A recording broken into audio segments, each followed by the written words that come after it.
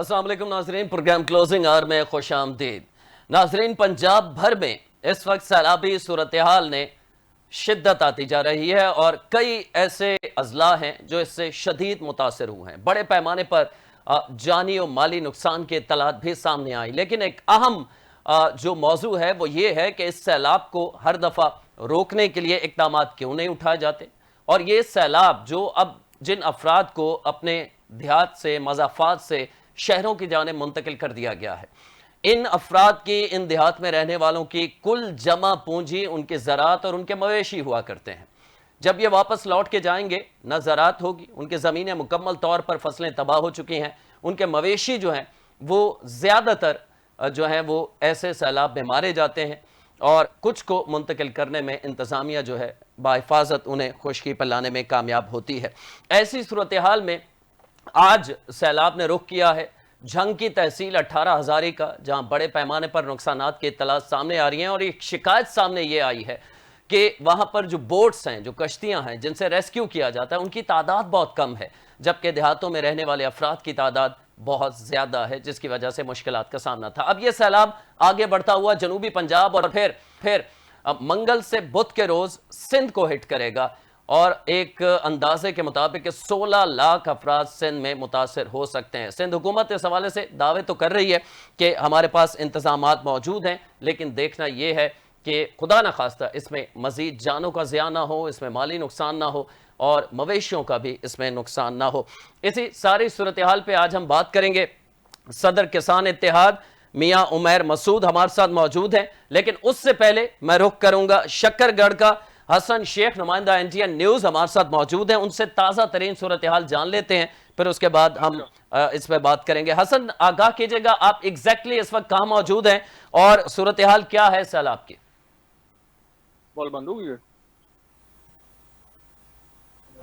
हसन, आप मुझे अगर सुन पा रहे हैं तो हम शक्करगढ़ से, आप हमारे साथ हैं, ताज़ा तरीन इस वक्त सूरत हाल क्या है? कितने लोगों को रेस्क्यू किया गया और कितने लोग हैं जो अब भी रेस्क्यू किए जा रहे हैं? जी बिल्कुल, अगर मैं आपको शक्करगढ़ की सैलाबी सूरत हाल के वाले से बताता चलूं तो आज शक्करगढ़ में जो सैलाबी सूरत हाल है, जो पानी का बहाव है, वो कोट नियाने के मुकाम पर इस वक्त 66,000 क्यूसेक पानी का रेला जो है वो गुजर रहा है। तो इसी तरह दरियाए रावी की बात करें तो दरियाए रावी जसर के मुकाम पर इस वक्त 85,000 क्यूसेक पानी का रेला गुजर रहा है।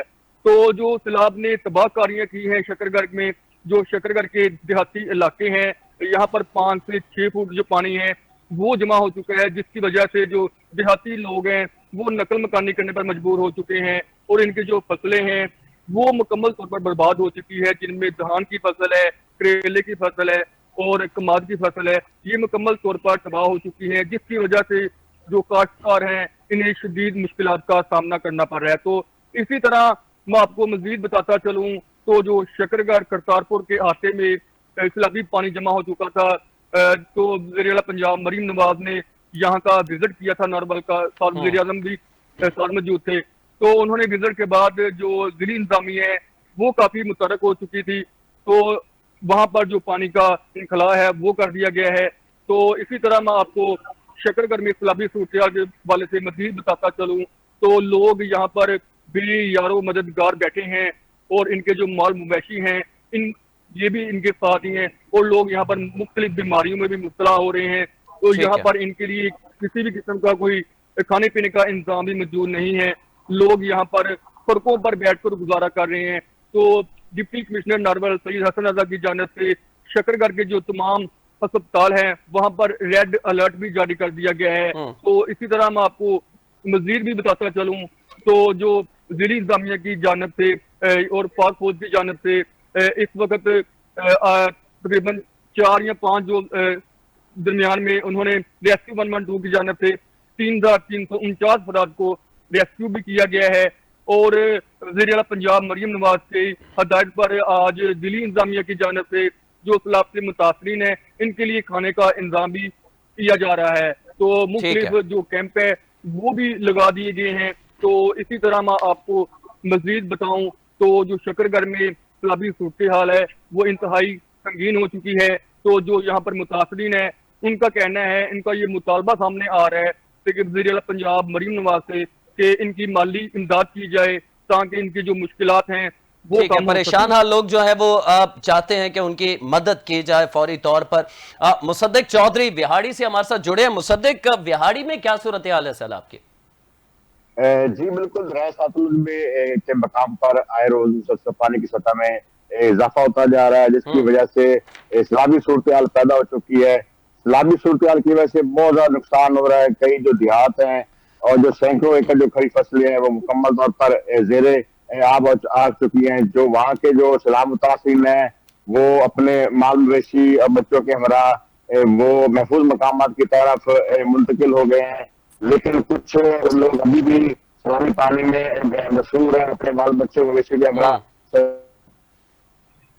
अगर बात की जाए इंतजामिया की तरफ से फ्लड रिलीफ कैंप वगैरह वो भी लगा दिए गए हैं। रेस्क्यू 11-22 लोगों को महफूज मकामात की तरफ मुंतकिल भी कर रही है। लेकिन कुछ ज्यादातर जो हिस्सा है वो लोग अभी तक भी अपने घरों में मशहूर हैं। वहां पर जो उनके बच्चे हैं, जो माल मवेशी है, वो बिल्कुल भूखे और प्यासे हैं। अभी भी कुछ देर पहले एक बिहारी का जो नवाही इलाका है मौजा गाइश है, वहां पर एक बांध टूटा है। बांध टूटने की वजह से जो सैलाबी पानी है वो किरगी बस्ती में दाखिल हो गया था। किरगी बस्ती में दाखिल होने की वजह से जहाँ वहां पर जो वहां के रिहायशी थे वो पानी में बिल्कुल महसूर हो गए थे। वो अभी मुसद्दिक, आपसे जानना ही में चाहेंगे, मुसद्दिक अगर आप मुझे सुन पा रहे हैं तो विहाड़ी के कौन कौन से देहात हैं जो सबसे ज्यादा मुतासिर हुए हैं और उन्हें कौन सा करीब तरीन शहर है, टाउन है जहां मुंतकिल किया गया? जी बिहारी में तो सबसे ज्यादा मुतासर इलाका है वो मौजा सौका है, मियाँ हाकिम है, नेहरू बलोच है। इसके अलावा बंदी जतेरा है, बग्गी पुल है, रहीम शाह है। ये जो इलाके हैं ये बहुत ज्यादा मुतासर हुए हैं। इनके जो करीबी टाउन पड़ता है वो तहसील बिहारी का शहर पड़ता है। इसके अलावा मूरे वाला भी साथ पड़ता है। ये करीबी शहर है जहाँ पर यानी कि इनको जो इलाके पड़ते हैं इंतजामिया की तरफ से तकरीबन कुछ 10 से 15 किलोमीटर दूर तक उनके जो जलई का अपना फ्लड कैंप है वो भी लगा दिए गए हैं। जो खेमा बस्ती है उनके लिए वो भी कैंप कर दी गई ठीक है, बहुत शुक्रिया। हमारे साथ हसन शेख मौजूद थे शकरगढ़ से और मुसद्दिक चौधरी हमारे साथ बिहाड़ी से जुड़े थे और तफसीलात से आगाह कर रहे थे। अवाम की मुश्किलात कम नहीं हुई, ये जरूर है कि हुकूमत कोशिश कर रही है, लेकिन सैलाब का जो पैमाना है वो बहुत बड़ा है और बहुत बड़े जो आबादी है उसको सैलाब ने मुतासिर किया है, जिसकी वजह से मुश्किलात का सामना है। मियां उमैर मसूद साहब हमारे साथ मौजूद हैं, किसान इत्तेहाद के सदर हैं आप। जो किसान की मियां साहब जमा पूंजी होती है, हम समझते हैं कि वो उसके वो खेत खलियान और उसके मवेशी हुआ करते हैं। कौन कौन सी फसलें तैयार थीं और कितना नुकसान आप देख रहे हैं इस सैलाब की वजह से? सर देखिए, सबसे पहले तो मैं आपको बता दूं कि इस टाइम जो 3 दरियाओं में जिनमें फ्लड आया हुआ वो पूरे पंजाब को कवर कर रहे हैं। और वो चुनाव का जो सबसे बड़ा पानी का रैला था आज भी आप देख लें कि सैकड़ों किलोमीटर तक किसानों के फसलों में पानी खड़ा हुआ। अल्लाह के चुनाव का रैला पीछे से निकल गया, अभी जंग को हिट किया है, लेकिन उससे पीछे के हालात हैं वो 8-8 10-10 फुट सियाल मोड़, पिंडी भट्टियां, इन तमाम इलाकों में खड़ा हुआ है। और इसी तरह जैसे आप विहाड़ी की बात कर रहे थे, अभी विहाड़ी को तो अभी बड़ा रैला जो है मेन सैलाबी रैला आ रहा है और उसके बाद जो हालात पैदा होने हैं। सर देखिए, असल बात यह है कि नुकसानात बेशक ये आसमानी आफत है, लेकिन इसमें थोड़ा सा हिस्सा हमारी हुकूमतें भी डालती हैं। हम कुर्बानी का बकरा हर दफा ही बनते हैं कि हम शहरों को बचाने के लिए, डैम्स को बचाने के लिए देहाती आबादियों को हिट कर दिया जाता है, पानी वहां छोड़ दिया जाता है, लेकिन हम फिर भी नहीं कुछ कहते। लेकिन कुछ खुदारा हम पे कुछ तो रहम किया जाए कि हमें कुछ कंपनसेट तो किया जाए। आज चीफ सेक्रेटरी पंजाब ने प्रेस कॉन्फ्रेंस की है कि जो लोग दरियाओं में बैठे हम उन्हें कोई कंपनसेट नहीं करेंगे। हालांकि कभी भी इन्होंने कंपनसेट नहीं किया। और फिर इस तरह के जो एटीट्यूड, जो लोग तबाह हो गए हैं सर, हमारे पास या फसल है या मवेशी है। मवेशी वो जो पानी ले जाता है, फसल वो है जो जिसपे कई फुट तक रेत आ जाती है, सिल्ट आ जाती है। और वो 8-8 फुट जब पानी खड़ा होगा, 8-8 10-10 दिन पानी खड़ा रहेगा तो वहां पे तो कुछ भी नहीं होता।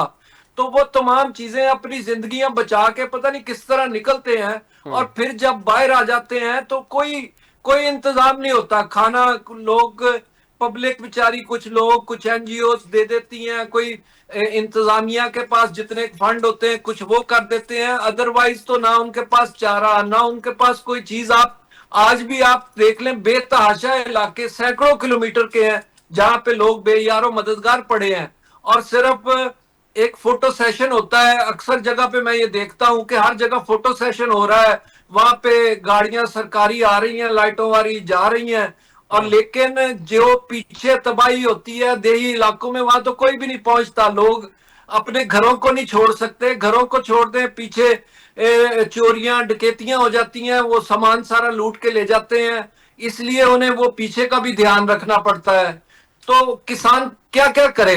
हुकूमत को चाहिए कि अगर हमसे कुर्बानी हर दफा ली जाती है और हर सैलाब पे ली जाती है, तो फिर हमें कोई कंपनसेट भी किया करें कि हमें फसलों के रेट आप नहीं देते। हमारी गंदम का एक रेट था, वो आपने हमें हमारे गले पे छुरी चला दी। इसी तरह अब अगर सैलाब आ गया तो शहरों को बचाने के लिए, डैम्स को बचाने के लिए कुर्बानी किसान की दे दो। तो कहां आप इस किसान को ज़िबा करेंगे?